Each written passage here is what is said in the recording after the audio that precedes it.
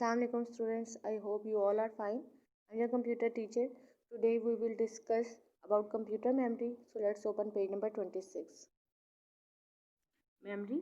Memory unit stores the data, program and are being executed by the computer. It also stores the results produced by the ALU after processing the data. There are three types of memory on the motherboard, which are ROM, RAM and cache. These are known as main memory और primary memory of computer. Computer के अंदर जो data हम store करते हैं processing के बाद, वो कहाँ सेव होता है? वो मेमोरी में स्टोर होता है। कंप्यूटर के अंदर तीन किस्म के मेमोरीज लगी हुई होती हैं। वो कौन कौन सी मेमोरीज होती हैं? ROM read only memory, RAM random access memory and cache. ये जो मेमोरीज होती है ये क्या कहलाती है? Primary memory of computer.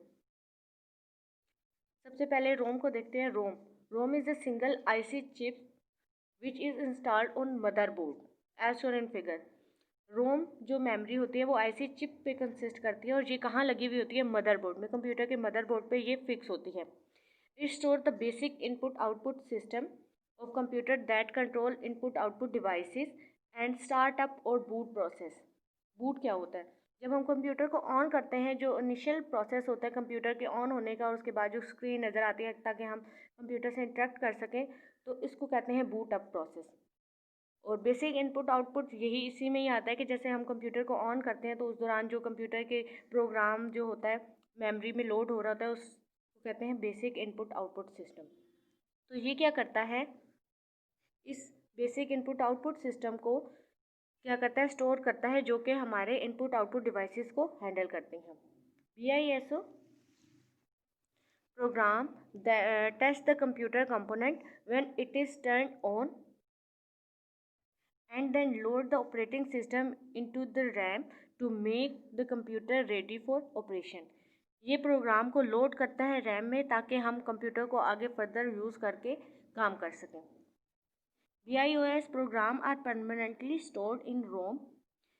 ये प्रोग्राम परमानेंटली स्टोर होता है रोम में। व्हेन इट इज़ मैन्युफैक्चर्ड, जब ये बनाया जाता है।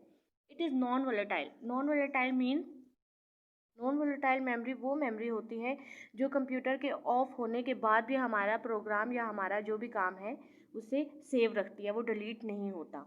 It is non volatile memory that is the program stored in it are not lost when the computer is turn off. यानी कंप्यूटर के ऑफ होने पर भी हमारा जो काम है वो सेव रहता है कंप्यूटर की मेमोरी में। There are three common types of ROM. ROM की भी आगे रोम को भी फर्दर थ्री टाइप्स में डिवाइड किया गया है। PROM means programmable ROM, EPROM erasable programmable ROM, and EEPROM electrical erasable programmable ROM। Next, ROM जो होती है वो परमानेंट स्टोरेज होती है। रैम जो होती है, अगर रैम पे हमारा जो कोई भी हम काम कर रहे हैं, अगर लाइट चली जाती है और हमारा कंप्यूटर या जो भी हमारा सिस्टम है वो ऑफ हो जाता है, तो जो प्रोग्राम हम या जो हम काम कर रहे होते हैं वो स्टोर नहीं होता, वो डिलीट हो जाता है हमारा काम। RAM stand for random access memory. RAM is a high speed memory installed on the motherboard. ये हाई स्पीड मेमोरी होती है जो कि मदरबोर्ड पे इंस्टॉल की गई होती है। It is read write memory. Information can be read from और right it to it.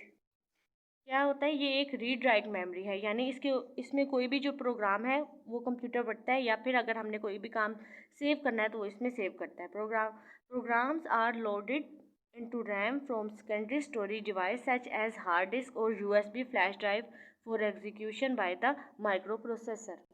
Programme या डाटा जो होता है वो लोड होता है रैम में from secondary storage device. Secondary storage device हमने कौन कौन सी पढ़ी थी? हार्ड डिस्क और USB फ्लैश ड्राइव। उनमें से डाटा को लेके यहाँ पे रैम में स्टोर करता है, जो कि माइक्रो प्रोसेसर के एग्जीक्यूशन के बाद हमें मिलता है। It is volatile memory which means information stored in it is lost when the computer is turn off. ये वोलेटाइल मैंने आपको नॉन वोलेटाइल मीनिंग बताया था कि इसका मतलब होता है कि डाटा रेज नहीं होगा। डाटा हमारे सिस्टम में अगर ये हमारा कंप्यूटर ऑफ भी हो जाता है तो हमारा डाटा डिलीट नहीं होगा। लेकिन वोलेटाइल मीन्स अगर हमारा कंप्यूटर जो है वो टर्न ऑफ हो जाता है, मीन्स के बंद हो जाता है, तो हमारा डाटा जो है वो सेव नहीं रहेगा।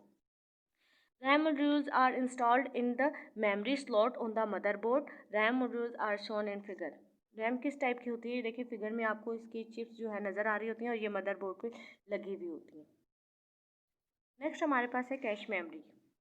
Cash is a very small amount of extremely fast memory inside the microprocessor और on the motherboard. Cache memory जो होती है वो मदरबोर्ड में माइक्रो प्रोसेसर के अंदर जो मेमोरी होती है उसमें ये फिक्स हुई होती है। It is faster and more expensive than RAM. एक तो ये बहुत फास्ट स्पीड से काम करती है, लेकिन ये क्या एक्सपेंसिव है रैम की निस्बत। It store information that is most frequently used by the computer. ये उस इंफॉर्मेशन को अपने अंदर स्टोर करती है जो फ्रीक्वेंटली अभी हम यूज़ कर रहे होते हैं। मोस्ट फ्रीक्वेंटली मीन्स कि हम वो बार बार उसी टाइम में वो जो डाटा यूज़ कर रहे हैं उस डाटा को अपने अंदर स्टोर रखती है।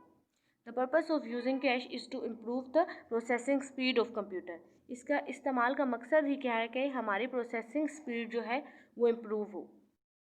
इसको भी आगे फर्दर डिवाइड किया गया है। There are 3 types of cache memory which are level 1, level 2 and level 3 means L1, L2 and L3। Level 1 को L1 से डिनोट करते हैं, लेवल 2 को L2 से एंड लेवल 3 को L3 से। ये फिगर में दिखाई गई हैं। अब आगे क्या लिखा हुआ है, L1 cash means level 1 cash is built inside the micro processor. जो लेवल 1 की जो कैश मेमोरी होती है वो माइक्रो प्रोसेसर के अंदर होती है। Whereas L2 and L3 are on the motherboard. जबकि लेवल 2 और लेवल 3 की जो कैश मेमोरी होती है वो मदरबोर्ड पे फिक्स होती है। देखिए यहाँ पे इसको डायग्राम से भी जो माइक्रो प्रोसेसर जो है उसके अंदर होती है लेवल 1 की कैश मेमोरी, और जबकि L2 और L3 जो होती हैं वो कहाँ होती है, मदरबोर्ड पे होती हैं।